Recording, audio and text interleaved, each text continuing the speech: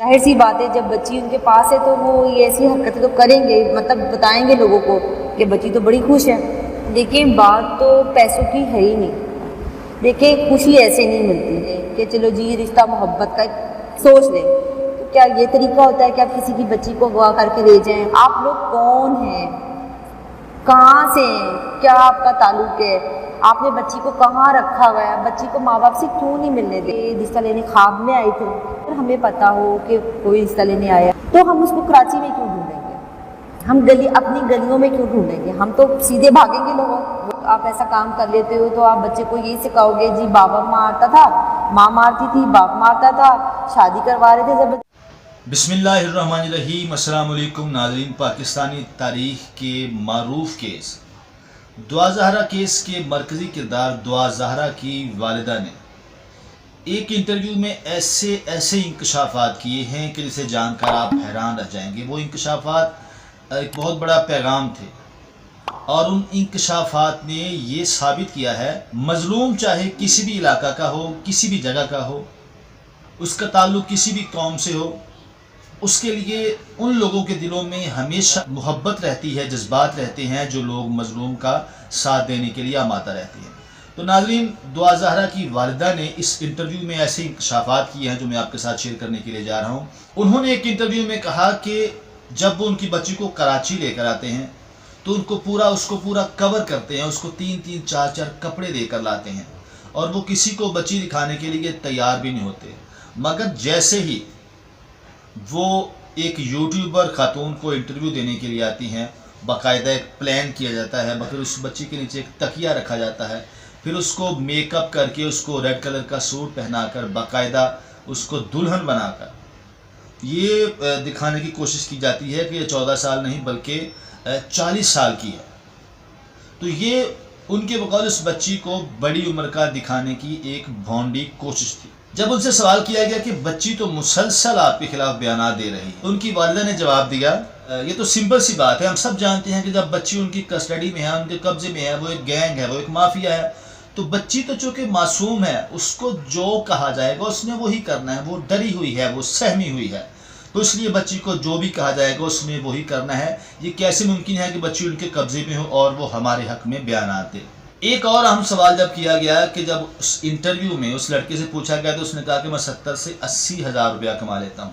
تو کیا یہ آپ کو بتانے کے لیے تھا کہ لڑکا اتنے پیسے کما لیتا ہے، وہ اچھا خاصا ہے اور وہ آپ کی بچی کو خوش رکھ سکتا ہے؟ تو یہاں انہوں نے جو جواب دیا ہے وہ دراصل ایک پیغام تھا، ایک میسج تھا. وہ تمام بچیوں کے لیے بھی، تمام والدین کے لیے بھی ایک پیغام تھا، ایک میسج تھا کہ بات پیسوں کی نہیں ہے اور نہ ہی خوشیاں پیسوں سے خریدی جا سکتی. وہ کہتی ہے کہ جب آپ کسی بہن کسی بیٹی کا رشتہ دیکھنے کے لیے جاتے ہیں تو آپ سب سے پہلے یہ دیکھتے ہیں کہ وہ کون لوگ ہیں، وہ کس طرح کے لوگ ہیں، ان کی بیک گراؤنڈ کیا ہے، کیا وہ ہماری بچی کو خوش رکھ سکیں گے، کیا وہ 2 وقت کی روٹی دے سکیں گے. وہ کہتی ہے کہ چلے 1 منٹ کے لیے سمجھ لیں کہ بچی وہاں پہ خوش ہے، تو کیا یہ طریقہ ٹھیک ہے کہ آپ کسی کی بچی کو اغوا کریں، اغوا کرنے کے بعد اپنے گھر میں لائیں اور اس کو خوش رکھیں؟ کیا یہ خوش رکھنے کا طریقہ ٹھیک ہے؟ اگلا سوال کیا گیا تو اگلا سوال یہ تھا کہ بچی کے بقول کیا آپ کو سب کچھ پتا تھا؟ وہ بچی کہتی ہے کہ میری ماں سارا کچھ جانتی تھی اور جب میں نے ان کو بتایا کہ میں پسند کی شادی کرنے جا رہی ہوں تو انہوں نے میرا ٹیب چھین لیا اور مجھے مارا. کیا یہ سچ ہے؟ یہ جواب اس کیس کو ایک نئے موڑ کی طرف لے کر جائے گا. انہوں نے کہا ہے کہ یہ بات تو کافی دیر سے کی جا رہی ہے، یہ بھی کہا جا رہا ہے کہ وہ لوگ رشتہ لینے کے لیے بھی آئے تھے. تو کیا وہ لوگ رشتہ لینے کے لیے خواب میں آئے تھے؟ وہ کب آئے تھے، کس کو ملے تھے، کس کے گھر آئے تھے، کس کا رشتہ لینے کے لیے آئے تھے؟ انہوں نے کہا کہ اگر ہمیں پتا ہوتا ہے کہ یہ سارا کچھ معاملہ اس طرح ہے تو ہم اتنے دن جب بچی اغوا ہوئی ہم اتنے دن اس کو کراچی کی گلیوں میں کیوں تلاش کرتے رہے؟ ہم کبھی تھانہ میں جا رہے ہیں، کبھی کسی جگہ پہ جا رہے ہیں، کبھی کسی جگہ پہ جا رہے ہیں، کبھی کسی کی منتیں کر. اگر ہمیں پتا ہوتا تو پھر ہمیں تو سیدھا لاہور جانا چاہیے تھا، ہم کیوں ادھر ادھر خوار ہوتے رہے؟ ناظرین یہ پوائنٹس کی بات ہے، یہ پوائنٹ ہے، یہ بڑا اہم پوائنٹ ہے کہ یہ لوگ اتنے دن پھر کیوں کراچی میں گھومتے رہے، اپنی بچی کو تلاش کرتے رہے. انہوں نے ڈائریکٹ کیوں اس لڑکے کے خلاف پرچہ نہیں کٹوایا، یہ سوچنے کی بات ہے. انہوں نے کہا کہ ہم نہ تو ان لوگوں کو جانتے ہیں، ان کی والدہ کو جانتے ہیں، ان کے بھائیوں گھر والوں کو جانتے ہیں، نہ ہمیں علاقے کا پتہ ہے. ہمیں تو آج تک علاقے کا بھی نہیں پتا کہ وہ کس علاقے میں رہتے ہیں. اگلا سوال کیا گیا کہ آپ کی بچی کہتی ہے کہ آپ چاہتے ہیں کہ وہ زبردستی آپ کے حق میں بیان دے. کیا یہ سچ ہے؟ اس کی والدہ نے کہا کہ پہلے آپ میرے سوال کا جواب دیں کہ جب یہ لوگ بچی کو عدالت سے لے کر بھاگے تھے تو یہ 4 گھنٹے بعد شیلٹر ہوم میں واپس آئی تھی، ان 4 گھنٹوں کے دوران یہ بچی کہاں تھی؟ ہمیں آج تک اس بات کا سراغ نہیں مل سکا، ہمیں اس بات کا جواب نہیں مل سکا کہ یہ 4 گھنٹے اس بچی کو کہاں لے کر گئے تھے۔ یہ سوال ہے کہ وہ ہمیں بتایا جائے کہ وہ 4 گھنٹے کہاں گئی تھی۔ انہوں نے کہا کہ ہمیں 2 ماہ بعد وہ بچی ملی تھی اور وہ بھی صرف 3 منٹ کے لیے۔ اگر کسی ماں باپ کو صرف 3 منٹ کے لیے بچی ملی ہو، وہ بھی 2 ماہ بعد، تو ظاہر ہے والدین اس سے پیار کرتے ہیں، ماں اس سے پیار کرتی ہے، باپ اس سے پیار کرتا ہے۔